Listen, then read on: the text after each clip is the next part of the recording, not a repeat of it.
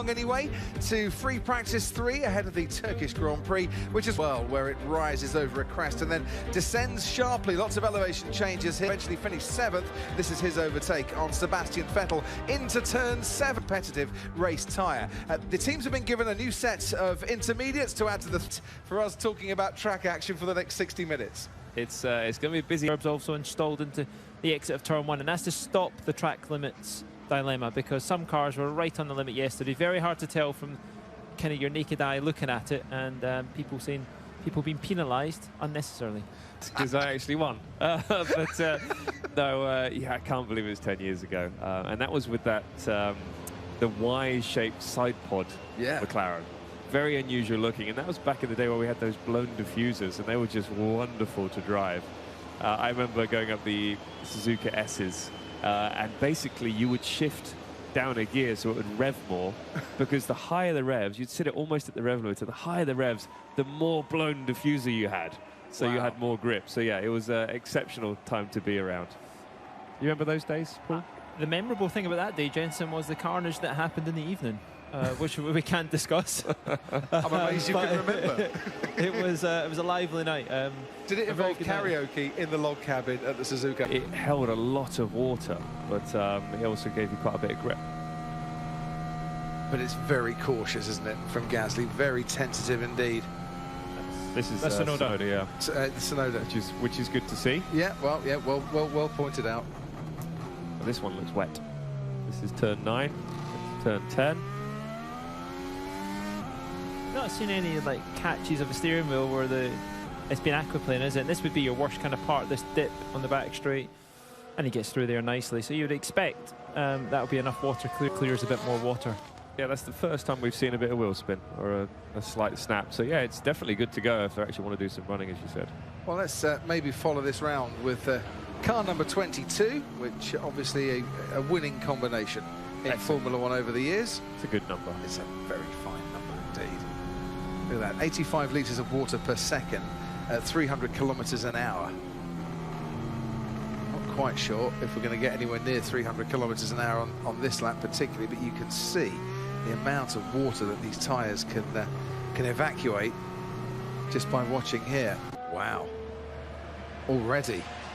And we've now got 2, 4, 6, 8 cars out on the track. There's no signs of any instability, is there? Absolutely just planted. Drivers will love it, but I think why he's saying the rears are gone, that just shows you that they're definitely working and the grip that's out there. And once a tyre, you know, it's designed to work in a certain kind of temperature and certain range, and if you've got more grip, you're generating more load. And that's just pushing the tread, and what it's doing is the tread will just flex more, and that gives the driver the feeling that the rears are gone and you're just kind of washing around, and the problem you're not getting the sharp. 9/10, it's nearly a second between Lando Norris and Daniel Ricciardo. We've seen on a number of occasions, not least last time out, that in these sort of conditions Lando Norris does tend to find something a little bit extra. As does Carlos Sainz. He's on a good lap, purple middle sector. Coming for Lando, but no, as you said, yeah, Lando confident in this car in these tricky conditions. What was Carlos saying yesterday? It's a shame that the rain is coming, because generally sometimes this year when they've been saying pressure at the end of the race with other people, he shouts back at them, he's like, leave me alone, you know, just let me get on with what I've got to do. And I think it's more about just how he is under the pressure. You know, when he's in the helmet down and all the rest, he doesn't mean bad by it. Maybe it doesn't sound the best, but that's just how your character is, and that's what makes him. It didn't from the outside, it has to be said, but if that is his natural way, that's his natural way. Ted, down to you.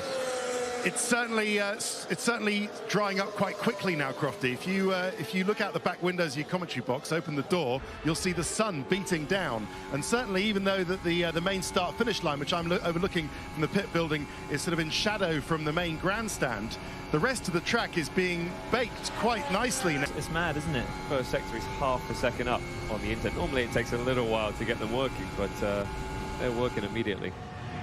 That's only going to get better through the lap as they obviously got less gauge on the Inter, so less of that compound to move around as it starts to overheat, what we were chatting about before.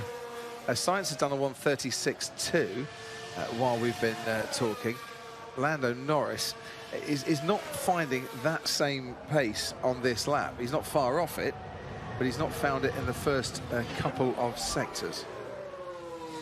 Okay, so Daniel, Lando is green in sector 1, but he had a big snap in turn 3. It looks more difficult on Inter, even though the tyre is quick. And Pierre Gasly asking his engineer for just a bit of guidance at the moment. Quick now. It's the silence, isn't it, before the crash? In the dry, you're going through turn 11 at about 190 miles an hour. I'm not sure what the speed will be through the wet, but way more than most mortals could cope with. Yeah, and more than Pierre could hang on to on that occasion. That was just an immediate touch the water, aquaplane, immediate snapping off. Yeah, see, he didn't go far enough on the inside, did he, where the water had cleared? He was just slightly off. What the hell was that?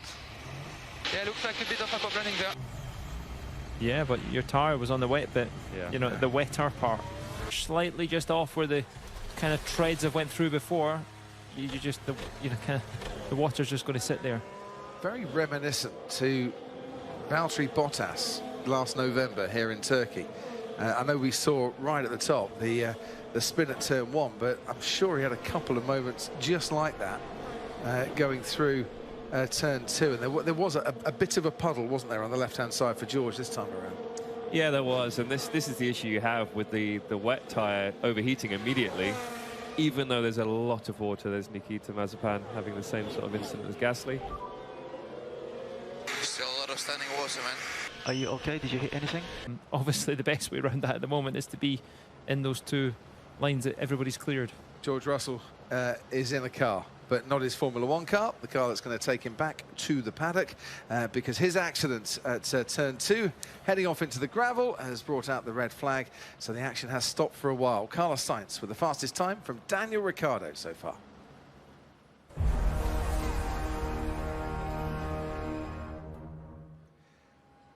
Spectacular control and logistics. What a beauty! Magnificent, dramatic game. He lost quite a bit of time, but it's more what he lost all down the straight, really. And I think Lewis was a lot more cautious in the high-speed right-hander, which is turn 11? Yeah. Yes. The right kink on the straight, which isn't a corner in the drive, but in these conditions it is, especially with aquaplaning. And we have Fernando coming through that very corner. High-speed kink at turn 11. Sebastian Vettel, third fastest, ahead of Hamilton.